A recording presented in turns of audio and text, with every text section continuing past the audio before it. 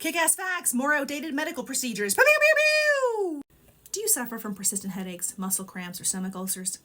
Once upon a time, your local physician may have prescribed an elixir containing human flesh, blood, or bone. So-called corpse medicine was common practice for hundreds of years. The Romans believed that the blood of fallen gladiators could cure epilepsy, and 12th century apothecaries kept a stock of mummy powder, an extract made from ground-up mummies looted from Egypt. In 17th century England, King Charles II was known for enjoying King's Drops, a restorative brew made from crumpled human skull and alcohol. These cannibalistic medicines were thought to have magical properties. By consuming the remains of a deceased person, the patient also ingested part of their spirit, leading to increased vitality and well-being. The type of cure prescribed usually corresponded to the type of ailment. Skull was used for migraines and human fat for muscle aches. In some cases, the sick would attend executions in the hope of getting a cheap cup of the freshly killed person's blood. I've told you about this one before. There's also an episode in the playlist. Wandering womb syndrome. Ancient Greek doctors believed that a woman's womb was a separate creature with a mind all its own. To prevent their wombs from going on a walkabout, ancient women were counseled to marry young and bear as many children as possible. For a womb that had already broken free, doctors prescribed therapeutic baths, infusions, and physical massages to force it back into position.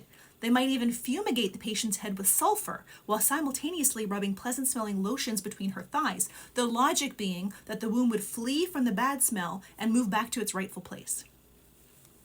My womb has a sweet tooth, so sometimes I just squat over a tray of freshly baked chocolate chip cookies. I've told you about this one too. And this one also has, I think, 2 episodes in the playlist. Hysterical paroxysm treatment. In the 19th century, doctors treated hysteria in women by inducing hysterical paroxysm, orgasm, through manual pelvic massage. Hysteria was believed to cause any number of maladies, including anxiety, irritability, sexual desire, insomnia, faintness, and a bloated stomach. So almost every woman showed symptoms. The condition traced its roots back to the theory of wandering wombs. Victorian doctors manually massaged women to hysterical paroxysm.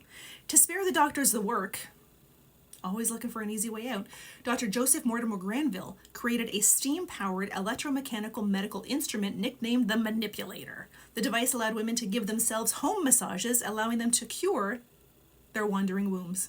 During the Great Plague of London, 1665 to 1666, people weren't sure what was causing the sickness. They thought it was something powerful in the air. To combat air cooties, they suggested that people keep air on hand that was equally potent but safe.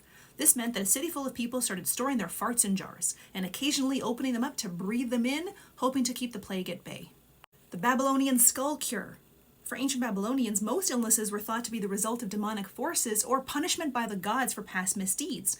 Cures usually involve some component of magic. For example, if a patient ground their teeth at night, the healer might suspect that the ghost of a deceased family member was trying to contact them as they slept.